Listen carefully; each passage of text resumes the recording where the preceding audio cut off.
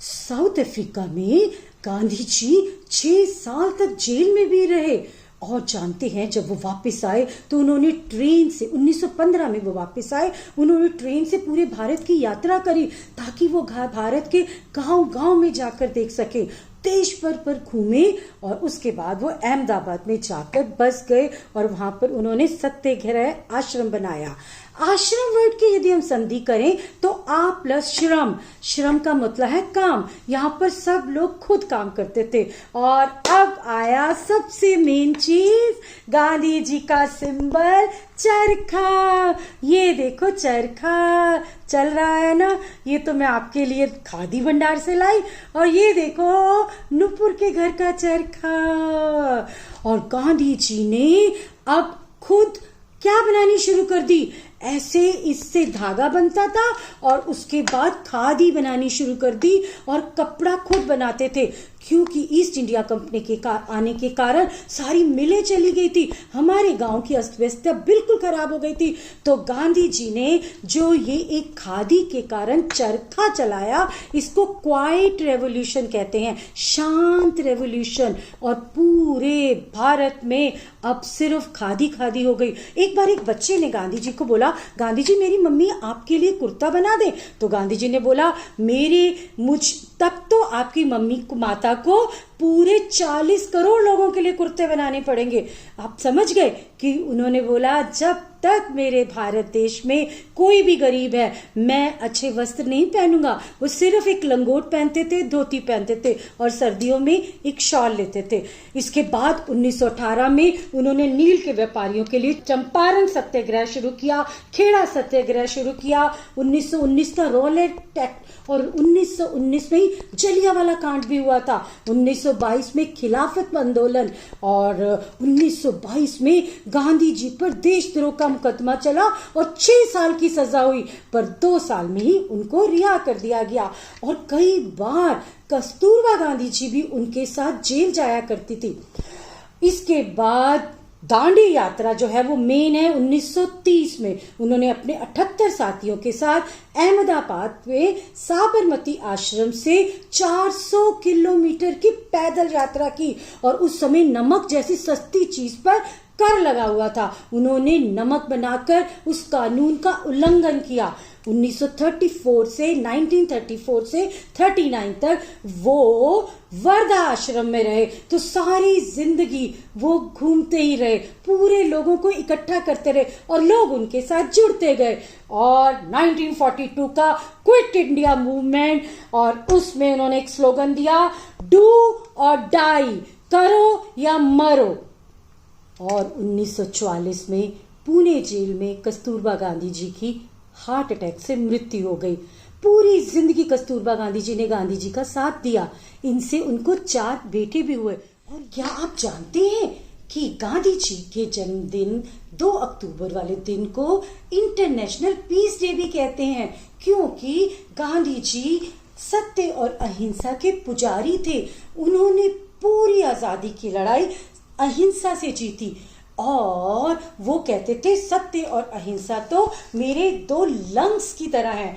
और एक और बात मुझे आपको बतानी है कि गांधी जी को किसी ने, चीनी प्रतिमंडल ने एक ये दिए 3 बंदर, और इन बंदरों के नाम भी थे, मिजारू और जो कि आंखों पे हाथ रखे हुए था, मीकाजारू जिसने कानों में हाथ रखे हुए थे, और मजारू जिसने मुंह पे हाथ रखे हुए थे। और ये अब सिद्धांत हो गए हैं। ये क्या दिखाते हैं, बापूजी के बंदर 3 सीख हमें देते अनमोल, बुरा मत बोलो, बुरा मत देखो, बुरा मत सुनो, बुरी है बुराई मेरे दोस्तों।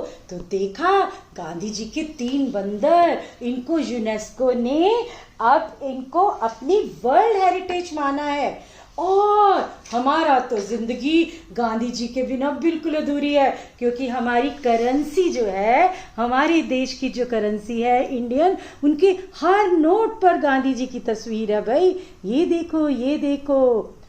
और गांधी जी की कितनी ऐसी बातें हैं जो मुझे जल्दी जल्दी आपको बतानी है कि गांधी जी को इतनी सारी चिट्ठियां हर रोज आती थी बोरे भरकर। कुछ लोग तो उनका नाम भी नहीं लिखते थे, उनकी फोटो बना देते थे।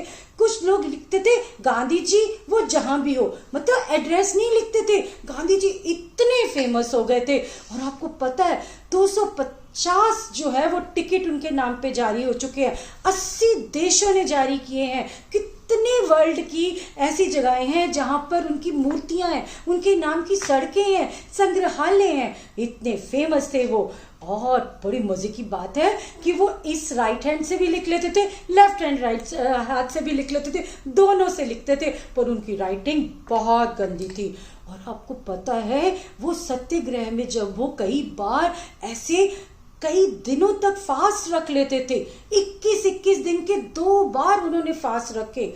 और वो कई बार मौन व्रत करते थे। और वो मौन व्रत क्यों करते थे? आत्म शुद्धि के लिए, संयम के लिए, सेल्फ कंट्रोल के लिए। और वो सोमवार की रात तक व्रत रखते थे और किसी से बात नहीं करते थे, लिख लिख कर बात करते थे। कितनी अजीब बात है ना। तो मैंने गांधी जी के बारे में इतना कुछ सीखा कि मैं आपको क्या बताऊं। और वो इतना चलते थे, वो हर रोज 18 किलोमीटर पैदल चलते थे भाई। जब दांडी यात्रा थी तो कितनी तेज चलते थे। उनका नाम तो मिस्टर वॉकर पड़ गया था। ऐसे लगता है जैसे पूरी दुनिया की उन्होंने कितनी बार यात्रा कर ली होगी। फुटबॉल से उनको बहुत प्रेम था। और पता है पूरी जिंदगी में वो 14 बार अरेस्ट हुए और 6 साल उन्होंने जिंदगी के जेल में बिताए। और 1930 में टाइम्स मैगजीन ने उनकी फोटो जो है वो अपनी कवर पेज पर लगाई थी और उनको पर्सन ऑफ द ईयर का अवार्ड भी मिला। पटेल जी उनको अपना गुरु मानते थे, पर गांधी जी किसको अपना गुरु मानते थे? गोखले जी को और राय चंद्र भाई जी को वो अपना गुरु मानते थे। और गांधी जी बुद्धा जी से प्रभावित थे, सॉक्रेटिस थे, इमर्सन से प्रभावित थे। और आपको पता है उन्होंने टॉल्स्टॉय की book the kingdom of God is with you, ये जो बुक थी उन पर उनका बहुत असर हुआ। और वो बाइबल, गीता, महावीर जी, उपनिषद, इन सब के बारे में बहुत कुछ जानते थे। महात्मा गांधी को ये जो महात्मा वर्ड है ये उपाधि किसने दी थी? टैगोर जी ने उनको पहली बार बोला था।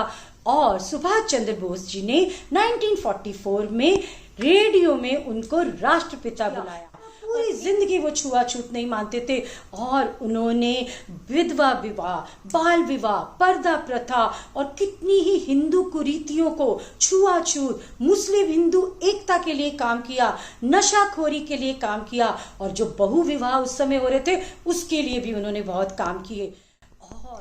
गांधी जी ऐसा कभी नहीं चाहते थे कि हिंदू और मुस्लिम अलग हों और पाकिस्तान बने, बट जिन्ना ऐसा चाहते थे कि मुस्लिम लोग अपना एक अलग देश बनाएं।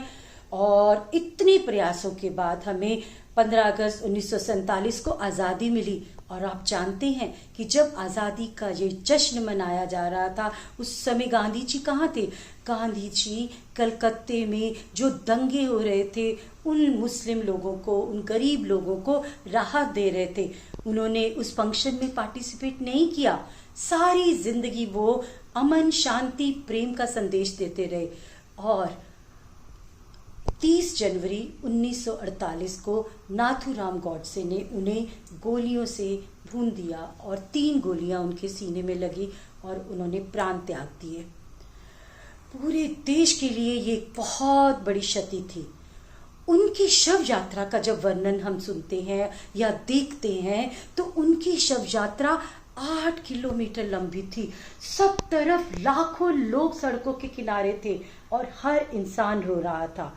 और उनके जो प्रिय भजन रघुपति राघव राजा राम, वैष्णव जन तो तेने कहिए, ये सब तरफ चल रहे थे।